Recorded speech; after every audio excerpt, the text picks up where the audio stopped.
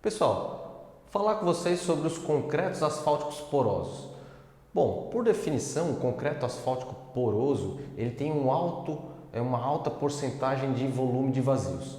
E muitos profissionais se confundem esses dois conceitos básicos de um concreto asfáltico poroso. Ele pode ter volume de vazios, né, um alto volume de vazios, e também ele pode ter um volume de vazios comunicantes. Qual é a grande diferença entre esses dois conceitos? Bom, como o próprio nome já diz, né? Um é o volume de vazios e o outro é o volume de vazios comunicantes, ou seja, o volume de vazios se comunicam entre si. E isso gera uma grande diferença da sua funcionalidade, uma grande diferença em campo.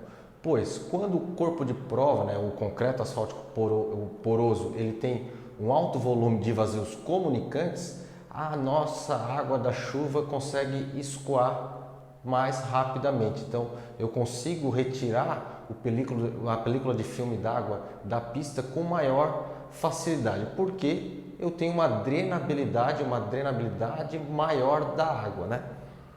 Eu desenhei aqui dois corpos de prova, então supomos aqui que está em corte, né? Então aqui tem o corpo de prova compactado no Marshall ou na PCG, aqui em vermelho são os agregados, e eu desenhei aqui como se fosse a água da chuva, né? Percorrendo por esse corpo de prova.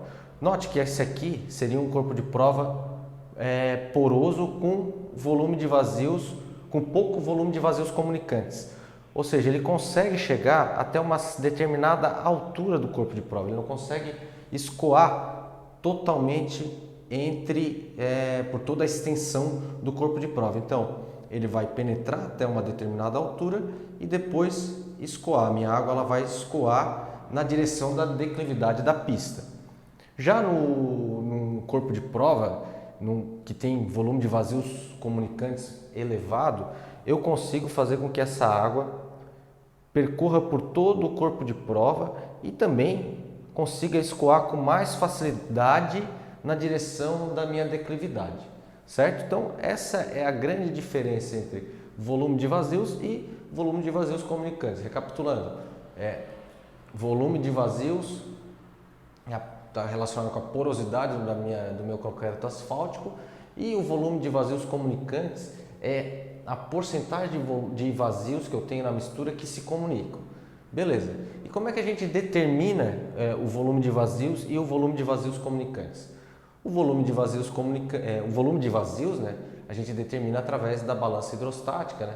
A maioria de vocês já conhece esse ensaio, mas a gente vai pegar o corpo de prova poroso e vai colocar fita em toda a extensão desse corpo de prova, passar a parafina, o método da parafina, imergir ele em água, né, e pesar esse corpo de prova através da pesagem hidrostática, né, pela teoria do volume deslocado. Nós vamos ter então o volume de vazios.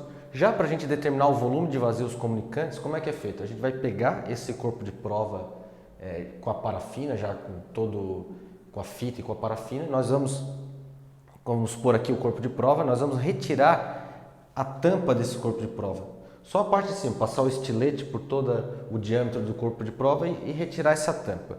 Feito isso, nós vamos estar com o corpo de prova aberto em cima e todo impermeabilizado, né? Embaixo e na lateral. Vamos começar a adicionar água, adicionar até que eu consiga adicionar o máximo de água possível e que eu consiga uma película de filme d'água em cima do corpo de prova ali mais ou menos de 1 milímetro, certo? E deixamos ali em repouso com essa quantidade de água. Peso esse corpo de prova, né? Diminuo pelo peso do corpo de prova antes de colocar a água, vou ter o peso d'água e vou calcular o volume de vazios comunicantes através dessa fórmula aqui.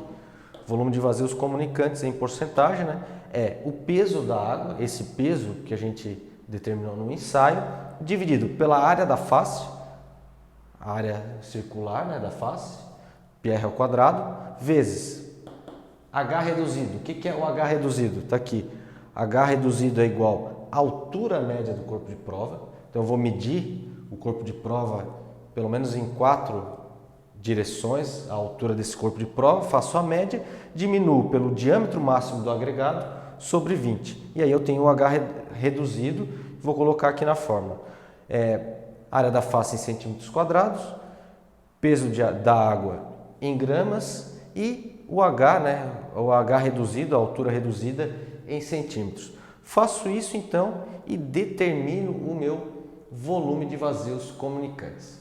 Beleza? Então, pessoal, isso que eu queria trazer hoje sobre esses dois conceitos. São dois conceitos bastante importantes. Não adianta só a gente verificar a porosidade do nosso concreto asfáltico, porque muitas vezes eu vou ter um concreto asfáltico muito poroso, mas ele não consegue, ele só vai estar enfraquecido, né? Muito poroso, ele vai ter menos resistência e não vai ter a função que eu queria que ele tivesse, que é justamente escoar a água da pista, né, em dias de chuva, para melhorar a segurança do usuário. Beleza? Então, pessoal, forte abraço.